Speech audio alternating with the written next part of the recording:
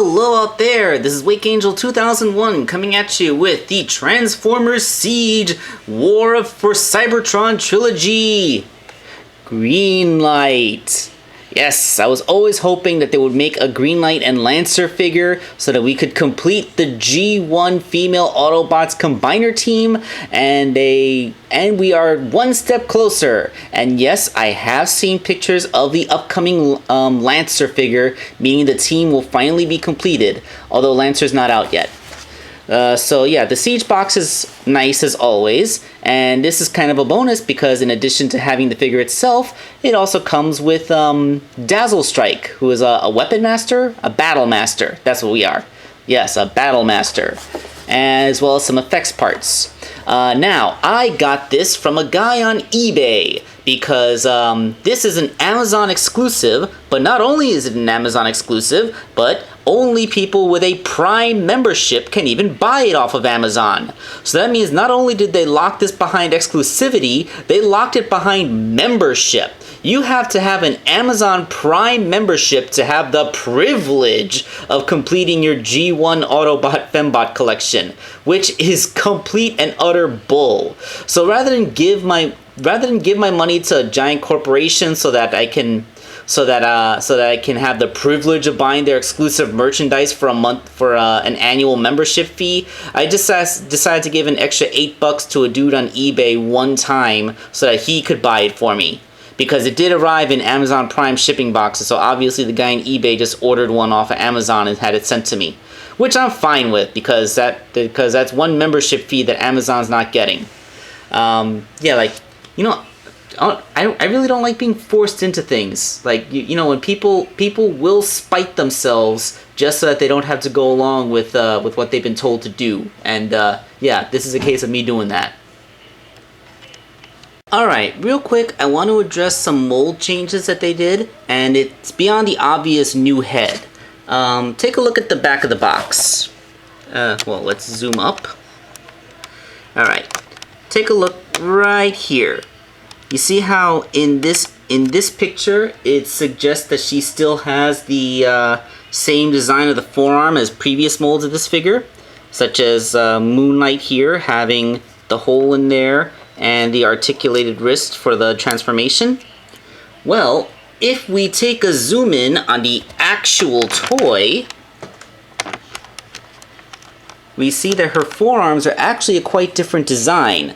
It's this big triangle with no 5mm peg hole, which seems unusual because wasn't the War for Cybertron line being all about the wasn't the Siege line all about having extra holes to stick weapons into? It seems weird that they would remove one. She also does not have any articulation in the wrist. Her entire forearm from elbow to fingertip is one solid molded piece. And yes, this does impact the transformation later. I will show you. Okay, but let's talk about the actual toy on its own merits first. So Greenlight, fresh out of the packaging, comes with her little doggo that turns into a sword.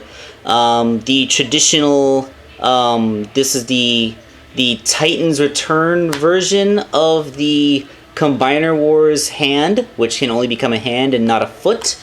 And of course, a pretty nifty fire effect part for her doggo sword. So if you want, you can attach it right there. And now she has a doggo with flames coming out of his tail. But now he's a bit back heavy.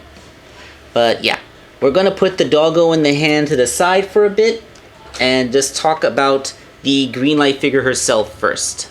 I figured the first thing I should do is compare the Greenlight figure to its mold cousin, the Chromia figure from the same line, and we can see how pretty much everything that Hasbro did to try and make Chromia unique kinda made her a worse off deal. You can see how Chromia's backpack is significantly larger and visible from the front, where it's not so much a big deal for Greenlight, at least from the front.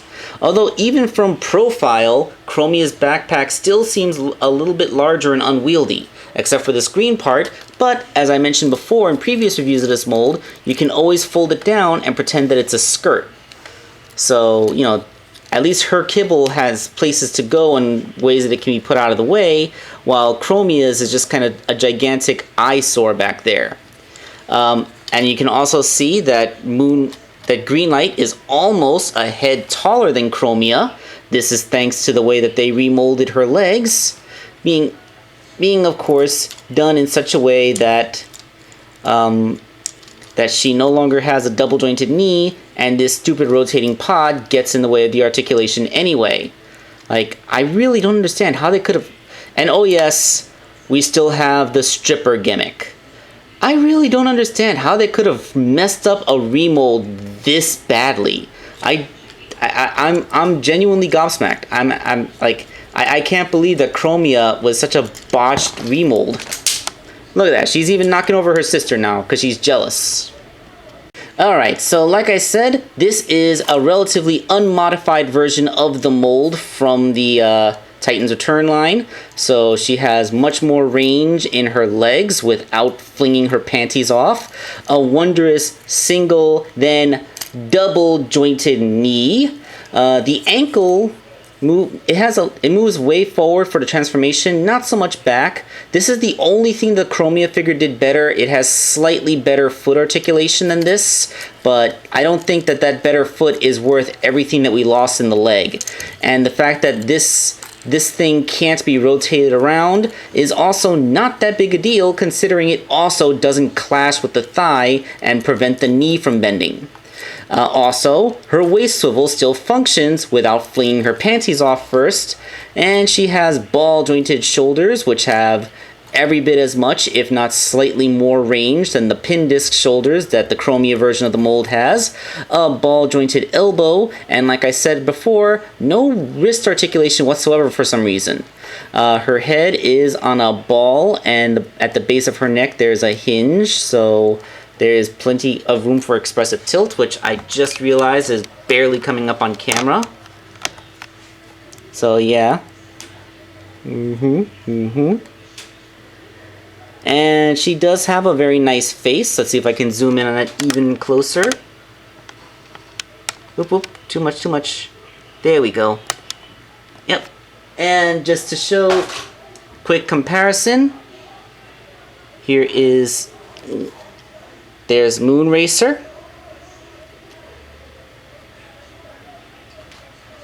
And we bring in Novastar.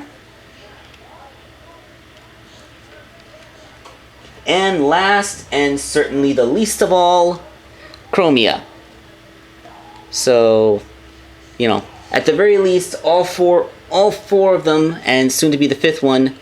Actually, I haven't seen really good close-ups, but I'm pretty sure Lancer is also going to have a new face. So, at least so far, all of the faces have been distinct and make the characters all look unique from each other. Because aside from that, they are mostly repaints because the bodies have very little original retooling. And here is Greenlight's little partner, her doggo friend Dazzle. Wait, is that his name? Dazzle Strike, yes. Greenlight and Dazzle Strike. Although, like, given that, shouldn't, like, this should kind of, like, be a sparky firework effect, not a flame effect. Given the name Dazzle Strike, you'd think it would be dazzling, not burning. Maybe they should have given it a fire theme name, like Flame Strike or something. Or Fire Slash. But, Dazzle Strike, it's, like, I don't know, I just wish the effect part matched the name a little bit better. And it's, well, it kind of looks like a dog with a sword, a gun blade for a tail, in fact, because that is a definite blade, but it has a little gun barrel. This is probably so that it can be pegged into other things, but yeah, it's kind of cool. You can fold this all the way over so that it can be like shooting a laser over its head. Or you can fold it back so that it can, like, do a sword waggle or whatever you want. Transformation of this thing is very, very simple. You just fold the tail straight out until it snaps into place. Then you rotate the front and back legs. There is a peg on the top of the front paw that pegs into the thigh of the back leg, creating that kind of thing going on. And yes, this is so simple, I will do the whole thing on camera. And booyah, look at that. And then the head, yeah, you push the head that way to create the handle. And that is the sword mode.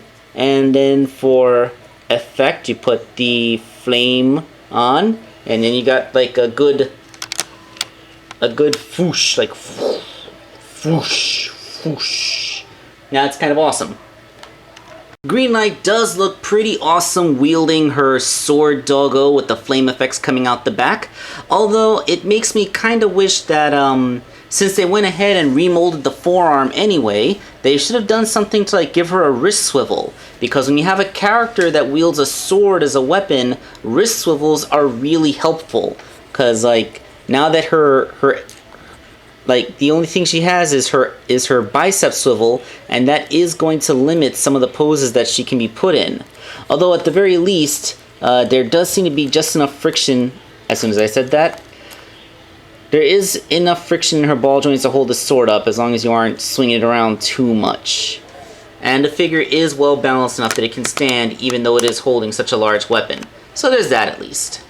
Alright, so in robot mode, Greenlight is a pretty darn good looking toy, and her accessory, Dazzle Strike, is pretty cool. You know, even if we had to sacrifice giving her a proper gun for the purpose, but yeah. Alright, so let's talk about vehicle mode, because I have an issue with it. Alright, here's my issue. It comes around step 12, 13, and 14 of the instructions. So you're supposed to put the fenders in, and then you fold the arms down 90 degrees, and they peg into place behind the wheels.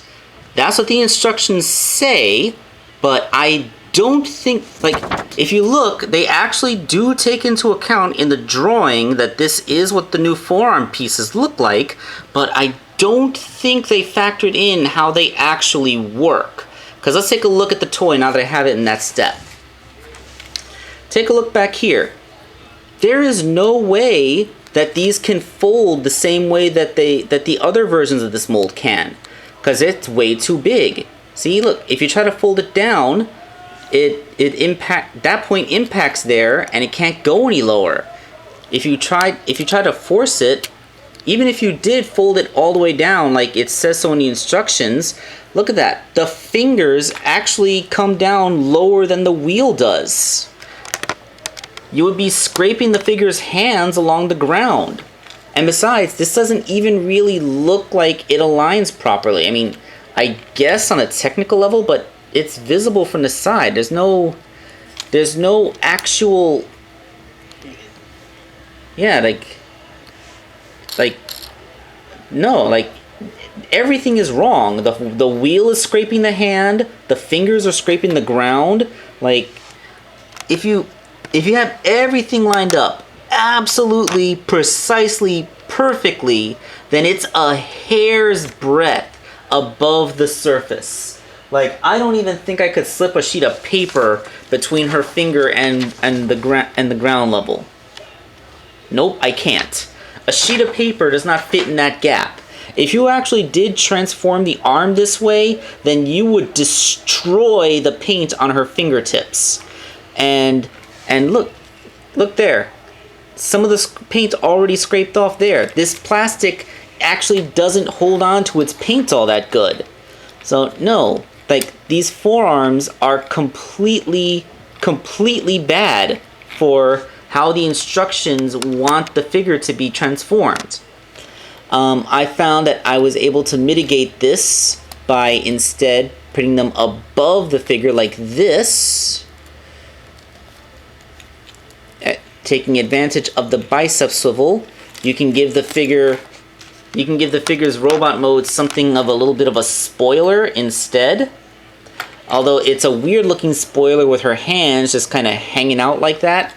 But I guess, you know, since she's on Cybertron, she doesn't actually need to disguise herself as a vehicle. Her vehicle is for mobility purposes. And yes, these two little notches here on either side of the combiner peg are still too long, and they do still kind of scrape the ground. Although on this version of the mold, at least, it looks like they have just enough clearance. But again, they are barely a hair's breadth above the surface. So, Yeah, unless you want to go in fan mode those arms into a spoiler, her vehicle mode actually is not quite up to snuff compared to her mold sisters. I mean, getting the vehicle mode right was the one thing that the Chromia version of this mold actually did. So, although she pulls off the robot mode a lot better, the choice to remold her arms in such a way was not a good decision.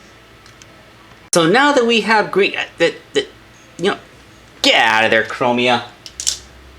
There we go. Thank God we still have Thrilling 30 Chromia, so that we have an actually good Chromia figure. But now that we have Greenlight, we are only one character away from the original G1 Fembot team. It's probably going to be a couple more months before I can get my hands on Lancer and finally have the first 6 ladies of Transformers. Yes, these characters do predate RC because they were from a Season 1 episode of the animated series, which does indeed predate the movie, so they are the original G1 female characters, even though the misconception is that RC was the first.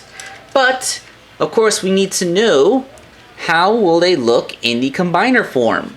Well, let's go ahead and check it out. So yeah, there's 80% of a combiner with their non-combining teammate standing next to them. And I don't know, I don't think I'm very comfortable with this camera angle. Hold on, let me try something. I kind of love how articulated the combiners are. They have all this posability. But yeah, soon we will have everything we need to turn the entire G1 female Autobot team into a combiner. And that's kind of awesome. I can't wait. Lancer is going to have a pretty original color scheme with all the purple and yellow. And yeah, I mean, we'll have a nice, diverse Power Ranger-esque color scheme.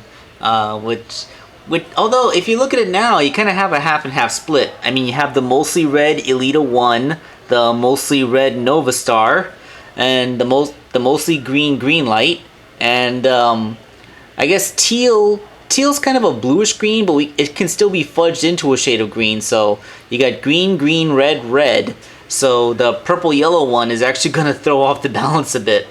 If Chromia got to be one of the combiner limbs, then her blue would have been matching with the teal. So you kind of have a spectrum thing going on. But oh well.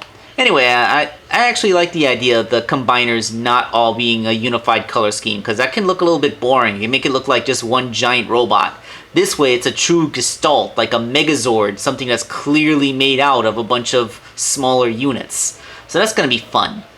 Alright, so yeah, screw Amazon for trying so hard to keep this exclusive. Thank you to that dude on eBay. I forgot his name. I just took him because he was the lowest offer. And yeah, but aside from that, she's mostly a pretty good figure. I mean, she's the same as the other 3. Well, she's better than the Chromia from the Siege line, but thankfully she is still on par with the Titan's Return. Wait, it wasn't Titan's Return, was it? Power of the Primes? Oh my God, I've forgotten.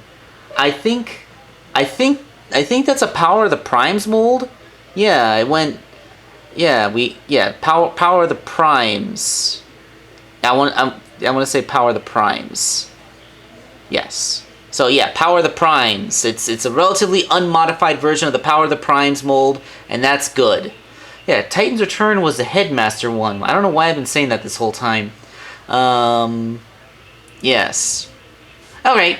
I'm sure some people got pedantic in the comments and corrected me before they got to this point in the video, so let's laugh at them for commenting before they got to finish. So yeah, that's a pretty good deflection. And this is Wakeangel2K1 signing off.